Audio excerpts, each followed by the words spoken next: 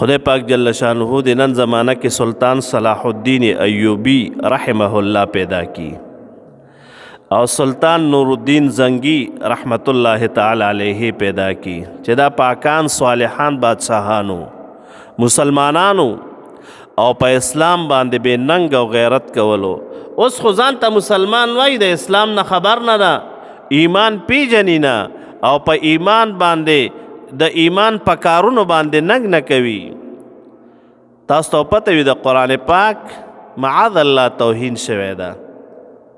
پس یو ملک کې ده سودان دی که څه خدای پاک ته په ده باندې لعنت وروي په دغه کس باندې چې څوک زموږ د قرآن پاک توهین کوي. الله پاک جل جلاله دی په آسمانی سائقې نازلی کی. الحمدلله درونو ګوره مسلمانانو کې جذبه شته، خو خدای پاک ته سلطان صلاح الدین ایوبی رحمت الله علیه غونتې صالحان نیکان بادشاهان پیدا کی. دا اوس خو چې دي دی خو ظالمان صرف خپل ځان له لګې دي، د اسلام نه دی خبر، د قرآن پاک د حفاظت نه دی خبر. پکار دا نه و چې مسلمانانو بادشاهانو آواز اوچت کړی وی چې تاسو زموږ د قرآن پاک ولې بې حرمتي کوئ، ولې بې عزتي کوئ، باید چې دله سزا ورکړی وی.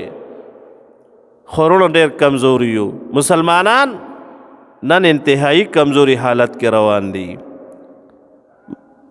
انتهایی کمزوري حالت کې روان دي.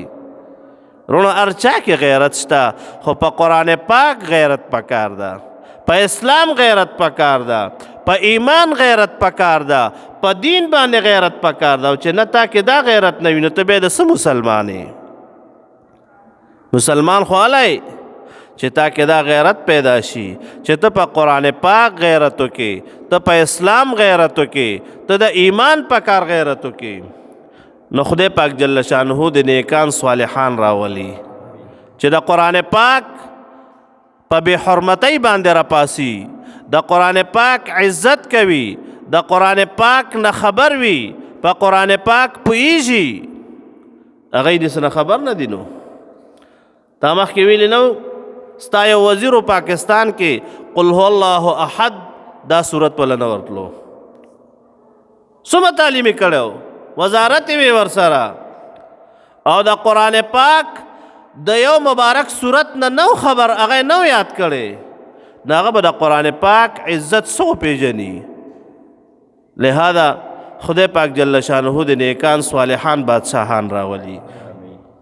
وروڼو د قرآن پاک ذمه ګورې الله پاک جل جلاله اغستی ده، د قرآن پاک ذمه الله پاک جل جلاله اغستی ده.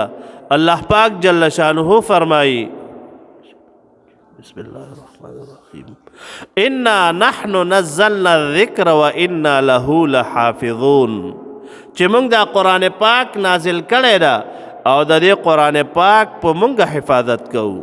خو که بعد جاهل راپاسي، باید چې مسلمان حکمران راپاسي او هغه ته یو داسې سزا ورکړي چې خلکو ته نشان عبرت وګرځي.